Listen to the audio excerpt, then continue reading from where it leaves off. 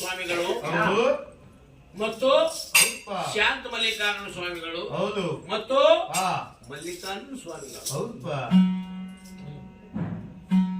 ಆ ಮಠದ ದೊಡ್ಡ ಗುರುಗಳೇ ಪ್ರಭುಲಿಂಗ ಸ್ವಾಮಿಗಳು. ಆವಾಗ ಸ್ವಾಮಿ 77 ಮಠವನ್ನು ನಾನು ಸಂಚಾರ ಮಾಡಿ ಬಂದ್ರು, ಯಾವ ಮಠದಲ್ಲೂ ಸುಖ ಸಿಕ್ಕಲಿಲ್ಲ. ಇನ್ನು ಈ ಪುತ್ತೂರು ಮಠದಲ್ಲಿ ಗುರುಗಳು ನನಗೆ ಯಾವ ಚಾಕರಿ ನೇಮಿಸಿಕೊಂಡ್ರು ಅಂತ ಹೇಳಿ ಸ್ವಾಮಿ ಕೈ ಕಟ್ಟಿಗೆ ಮೌನವಾಗಿ ನಿಂತ್ಕೊಂಡ್ರಂತೆ. ಆ ಜಗದೊಳನಾಗ್ತಕ್ಕಂಥ ಮಾಹಿತಾರ ಬಂದೆವು. ಆಗ ಗುರುಗಳಾದಂತ ಪ್ರಭುಲಿಂಗ ಸ್ವಾಮಿಗಳು ನೋಡಿಬಿಟ್ಟು, ಯಾರಯ್ಯ ನೀನು, ಮಾತಾಡಪ್ಪ, ಮಾತಾಡಯ್ಯ, ಮಾತಾಡಯ್ಯ ಅಂದ್ರುವೆ ಮೈಕಾರ ಮಾತಾಡದೆ ಮೌನವಾಗಿ ನಿಂತಿದ್ದಾರೆ. ಗುರುಗಳು ಮಾತಾಡಯ್ಯ ಮಾತಾಡಯ್ಯ ಅಂದ್ರು ಮಾತಾಡದೆ ನಿಂತವರೆಲ್ಲ ಮೂಗನ ಕೆವಡನ, ಏನು ಇವರು ಎಷ್ಟೇ ಕೂಗಿದ್ರು ಮಾತಾಡದೆ ನಿಂತವನಲ್ಲ ಅಂತೇಳಿ ಗುರುಗಳಿಗೆ ಸಿಟ್ಟು ಬಂದಿತ್ತು. ನಾನು ಮಾತಾಡು ಮಾತಾಡು ಅಂದ್ರು ಮಾತಾಡದೆ ನಿಂತವನಲ್ಲ ಯಾರಾಗಿರಬಹುದು ಅಂತೇಳಿ ಗುರುಗಳಿಗೆ ಎತ್ತಿದ್ದಂತ ಕೋಪದಲ್ಲಿ ಎಷ್ಟೇ ಸಾರಿ ಕೂಗಿದ್ರು ಮಾತಾಡದೆ ಮೌನವಾಗಿ ನಿಂತವನಲ್ಲ ಅಂತೇಳಿ ಗುರುಗಳಿಗೆ ಎತ್ತಿದ್ದಂತ ಕೋಪದಲ್ಲಿ, ಪರಮ ಪಾಪಿ, ಮಾ ದೈವಾಗಿ ನಿಂತಿದೆಯಲ್ಲ ಮಾತಾಡಪ್ಪ ಅಂದ್ರು.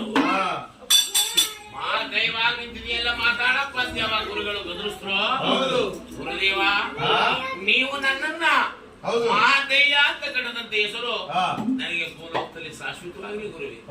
ನನ್ನ ತಾಯಿ ಉತ್ತರಾಜಮ್ಮ ಮಾತಿ ಮರುದೇವರು, ನೀತಿಗೆ ಲಿಂಗವಂತ, ದುಡಿಕೆ ದುಡ್ಡು ಮಾದೇಶ್ವರ, ಚಂದಕ್ಕೆ ಚಂದ್ರಶೇಖರ ಮೂರ್ತಿ, ಧೂಪದ ಮಾದಪ್ಪ, ದೀಪದ ಮಾದೇವ, ಕೆಂಡಗಣ್ಣ ಮೂರ್ತಿ, ಕಿರಿಗಣ್ಣ ಮೂರ್ತಿ ಅಂತೇಳಿ ನನಗೆ ನಾಮಕರಣ ಮಾಡಿದ್ರು ಗುರುವೆ.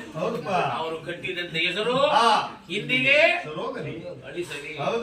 ನೀವು ನನ್ನ ಮಹಾ ದೈವಾಗಿದೆ ಅಂತಕ್ಕಂಥ ಮಾತು ನನಗೆ ಶಾಶ್ವತವಾಗಲಿ. ನನ್ನ ಭಕ್ತರೆಲ್ಲ ಮಹಾದೈಯ ಅಂತಲೇ ಕರೆಯಲಿ.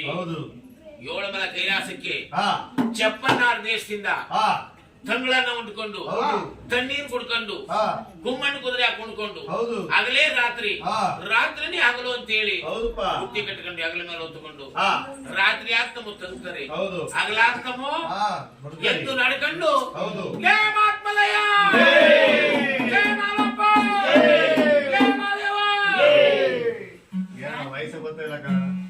ವಯಸ್ಸೇ ಬರ್ತಾ ಇಲ್ಲ ಅಂದ್ರೆ ಬ್ಯಾಗಳು ಊಟ ಮಾಡಿಲ್ಲ, ಏನ್ ಮಾಡಿಯಪ್ಪ. ಯಾಕಂದ್ರೆ ಇವತ್ತು ಒಳ್ಳೆ ದಿನ, ಇನ್ನಿಂತ ವರ್ಷ ಕಂಡವ್ರಿಗೆ ಮಾತ್ರ ಇಂತ ಅಮಾಸ ಸಿಕ್ಕದು. ಅದಕ್ಕೆ ಮಾದಪ್ಪನ ಆಯುಷ ಕೊಡಪ್ಪ, ಆರೋಗ್ಯ ಕೊಡಪ್ಪ, ನೆಮ್ಮದಿ ಕೊಡು ತಂದೆ ಅಂತ ಹೇಳಿ ಆ ಪರಮಾತ್ಮ ನಾವು ಇಲ್ಲಿ ಬಂದಿರತಕ್ಕಂಥ ವಿಚಾರ ಏನಪ್ಪ ಅಂದ್ರೆ, ನಾವು ಇಲ್ಲಿ